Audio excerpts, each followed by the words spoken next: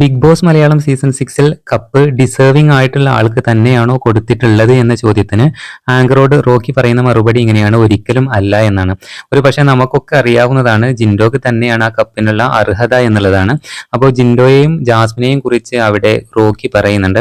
Rocky തന്നെ പറയുന്നുണ്ട്, എൻ്റെ ദേഹത്ത് ആരെങ്കിലും കൈവച്ചാൽ ഞാൻ അപ്പോൾ അടിക്കും എന്ന് റോക്കി പറഞ്ഞിട്ടുണ്ട്. അപ്പോൾ എന്തായാലും ജാസ്മിൻ ജയിലിൽ വെച്ച് ജിൻഡോയെ തല്ലുന്നത് നമ്മളെല്ലാവരും കണ്ടതാണ്. പക്ഷേ ജിൻഡോ അതിന് ഒരു കംപ്ലൈന്റും പറഞ്ഞിട്ടില്ല എന്നുള്ളതും നമ്മൾ ആ ലൈവിലൊക്കെ കണ്ടതാണ്. അപ്പൊ എന്തായാലും ജിൻഡോക്ക് തന്നെയാണ് ഇവിടെ കപ്പിനുള്ള അർഹത. ഏറ്റവും കൂടുതൽ ഡിസേർവിംഗ് ആയിട്ടുള്ള ആള് ജിൻഡോ തന്നെയാണ് എന്നുള്ളത് പ്രേക്ഷകർക്കറിയാം. എന്നാൽ കണ്ടന്റ് ബേസിൽ നോക്കുകയാണെങ്കിൽ ബിഗ് ബോസിന് ഇത്രയധികം കണ്ടന്റ് ഉണ്ടാക്കി കൊടുത്തത്, ഇത്രയധികം റീച്ച് കൊടുത്തിട്ടുള്ളത് നമ്മുടെ ജാസ്മിൻ ആണ് എന്നുള്ളതിൽ ഒരു സംശയവുമില്ല. എന്നാൽ ജാസ്മിൻ ഇത്ര നാളും അവിടെ പിടിച്ചു നിന്ന്, അതും ഓക്കെയാണ്. എന്തായാലും റോക്കി ഇതിനകം ഇതും പറയുന്നുണ്ട്, എന്തായാലും ജാസ്മിന് 2ാം സ്ഥാനമെങ്കിലും കൊടുക്കേണ്ടതായിരുന്നു എന്ന് റോക്കി പറഞ്ഞിട്ടുണ്ടായിരുന്നു.